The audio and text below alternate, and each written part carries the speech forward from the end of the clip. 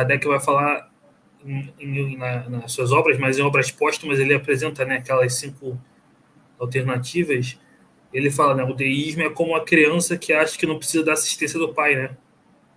Que a ideia do deísmo é essa: Deus criou, pelo menos o deísmo clássico mais conhecido, né? Ele divide 2 tipos de deísmo lá, mas o deísmo mais conhecido seria Deus criou e deixou tudo rolando e não faz nada, não liga, né? É como a criança que acha que não precisa do pai, né? Então ele faz essa comparação. Então o panteísmo também teria, além disso, dos problemas lógicos, teria esse problema moral, né? É a criatura querendo se achar o criador, querendo se elevar ao patamar do criador, né? Exato. Bom, você levantou a questão da providência. Kardec, quando ele né, vai trabalhar sobre Deus, ele vai fazer né, ali a suposição de o fluido, né, está impregnado do pensamento de Deus. Né, o Kardec usa isso como uma suposição só para desenvolver a ideia. E o próprio Kardec vai dizer assim, olha, Deus pode estar num ponto, né, no centro do universo, se é que eu posso dizer assim, alguma parte? Não sabemos. O importante é saber que né, o pensamento dele pode se expandir por todo o universo. E eu penso que também, não sei se esse raciocínio aqui ele pode estar correto, já que o espírito ele vai progredindo, ele vai tendo um alcance, né? Ou seja, ele vai irradiando cada vez mais a sua capacidade para Deus que é todo-poderoso, poderia imaginar assim, então Deus pode estar num ponto e o seu pensamento irradiando para todo o universo, como Kardec vai levantar essa hipótese. O que vocês acham, assim, né, a partir da ideia? Olha, vamos imaginar Deus estando em um determinado lugar, mas como o pensamento dele é constante e está em todo o universo, Deus está sempre imanente, né? E entra a questão da providência. Aí, Michel, o que você diria sobre esse raciocínio? Boa.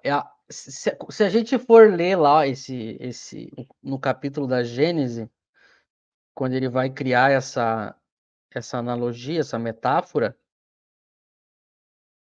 ele tem alguns detalhes que ele dá lá que é importante a gente levar em consideração. O que ele quer mostrar? Eu vou só criar a ideia aqui, depois eu leio o texto para a gente ver. Qual que vai ser a lógica que Kardec vai fazer? Né? Que é uma lógica natural a partir dos atributos. Né? A gente vai ter Deus para o Espiritismo, é isso que a gente chama de providência divina. Deus, ele está no universo, ele não é o universo, mas ele atua no universo, tá? É a ideia da providência, ele atua no universo, ele interage com o universo. Deus tem uma espécie de vontade, né? Ele não é simplesmente, por isso que ele é diferente, inclusive, do panteísmo. Ele não é simplesmente uma força da natureza, a natureza em si. Não, ele é um ser que está presente e atuante no universo. Aí Kardec vai mostrar, quando ele vai tratar disso na Gênese, bom, mas de que maneira Deus atua no universo? E aí ele vai mostrar que a gente não sabe como Deus atua. A gente não sabe como Deus atua. Uma das maneiras que a gente tem informação de que ele atua é através dos espíritos puros. Uma das maneiras que a gente sabe que ele atua é através dos espíritos puros e através de suas leis. Tá? Mas a maneira como, digamos, o estudo disso, Kardec deixa claro que não. Aí Kardec cria uma ideia, fazendo uma analogia do espírito encarnado no corpo, simplesmente para mostrar que racionalmente,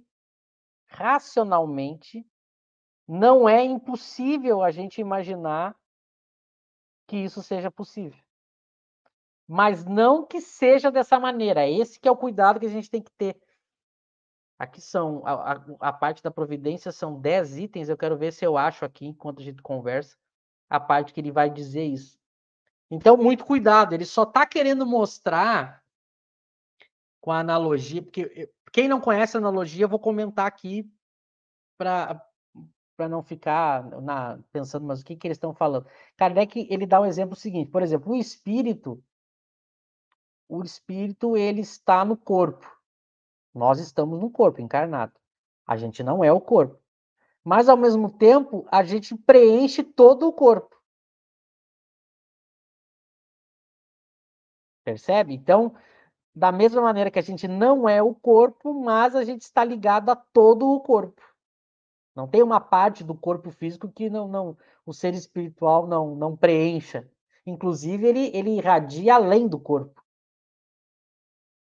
Tá certo? Então, é por isso que essa analogia ela é boa para a gente entender a possibilidade lógica dessa explicação. Então, Deus, ele cria esse exemplo. Seria parecido, Deus seria a mesma coisa.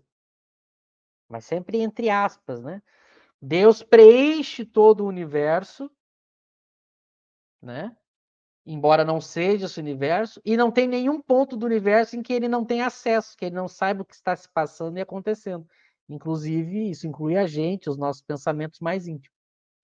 Agora, cuidado, a gente não pode separar Deus do pensamento de Deus. Não, entende? Eu sei que quando a gente começa a tentar imaginar, a gente naturalmente faz essas separações, mas é que não é uma coisa só. Entende? É uma coisa só que preenche tudo. E é difícil a gente imaginar isso, né? Eu uso um exemplo quando a gente for estudar o próprio perispírito. O próprio perispírito é difícil da gente imaginar. Porque lembra que ele diz que no mundo espiritual, quando a gente está só com o perispírito, a gente enxerga por qualquer parte. Não é como aqui no corpo que a gente, por exemplo, a gente enxerga pelos olhos. Então, por exemplo, se alguma coisa está acontecendo atrás de mim, eu não estou vendo. Se alguém tapar os meus olhos, eu não estou vendo. Se alguém desligar a luz, eu não estou vendo. Se alguém colocar uma venda, ou se, por exemplo, eu tiver alguma coisa cobrindo aqui o meu corpo do pescoço para baixo, eu não enxergo. Agora, o espírito, ele enxerga por todo ele,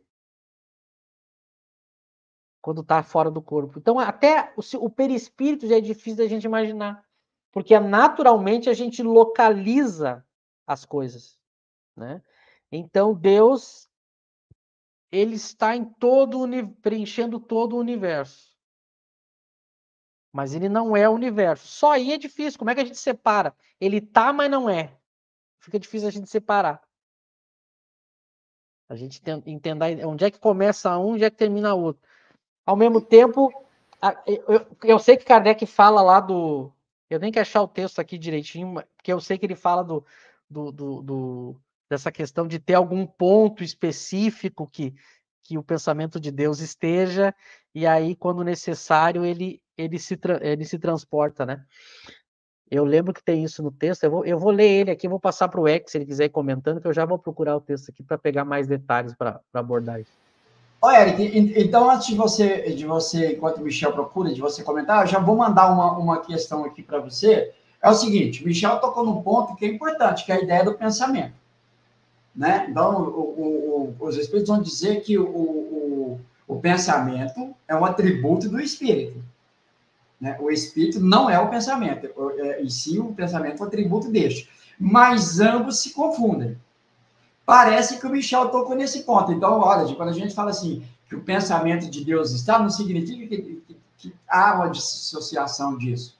Podemos imaginar usar isso como também dedução, já que o pensamento é um atributo do espírito, eu posso fazer essa mesma afirmação ou seria leviano? O pensamento é um atributo de Deus, logo, pensamento e Deus se confundem. Seria leviano pensar assim, Eric? É porque a gente não consegue